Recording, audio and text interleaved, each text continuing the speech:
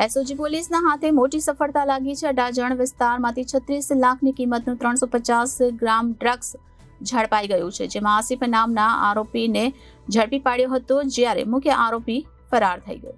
SOG પોલીસના હાથે મોટી સફળતા મળી છે। ₹36 લાખની કિંમતનું 350 ગ્રામ ડ્રગ્સ ઝડપાઈ ગયું છે। તો આસિફ નામના આરોપીને ઝડપી પાડવામાં સફળતા મળી છે। અડાજણ વિસ્તારમાં ડ્રગ્સની ડિલિવરી કરવા માટે આસિફ જવાનો હતો, જેમાં મુખ્ય આરોપી ફરાર થઈ ગયો છે।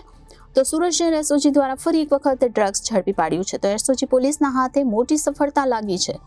તો અડાજણ વિસ્તારમાં ડ્રગ્સની ડિલિવરી કરવા માટે આસિફ જવાનો હતો, ત્યારે તે ઝડપાઈ ગયો હતો અને મુખ્ય આરોપી ફરાર છે। તો મુંબઈથી ડ્રગ્સ લાવી તે સુરતમાં વેચતો હતો અને છેલ્લા 7 મહિનાથી સતત મુંબઈથી લાવીને વેચતો હોવાની માહિતી જાણવા મળી રહી છે। કાલે રાત્રે એસઓજીની ટીમને એક માહિતી હતી કે આસિફ અબ્દુલ રશીદ શેખ કે જે લિંબાયતની અંદર પદ્માવતી સોસાયટીમાં રહે છે અને મૂળ બાંદા યુપીનો વ્યક્તિ છે, તે મુંબઈથી એમડીનો ડ્રગ્સ લાવી અને છૂટક વેચાણ કરે છે।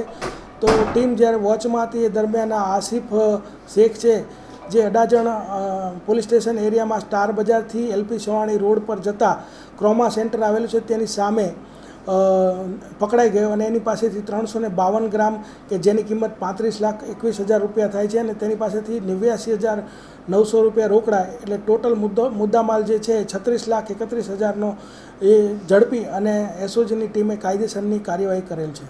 એમડી કઈ જગ્યાએથી લાવતા અને કઈ જગ્યાએ વેચાણ કરતા? એમડી જે એને પ્રારંભિક પૂછપરછ કરી તો એ એમડી મુંબઈમાં સાયણ વિસ્તારની અંદર યોગેશ ઇંગલે કરીને જે વ્યક્તિ છે એની પાસેથી એ લાવતો હતો અને આ માલ પણ એની પાસેથી લાવેલો હતો। Reporter Arvind Rathod, Janadesh news, Surat.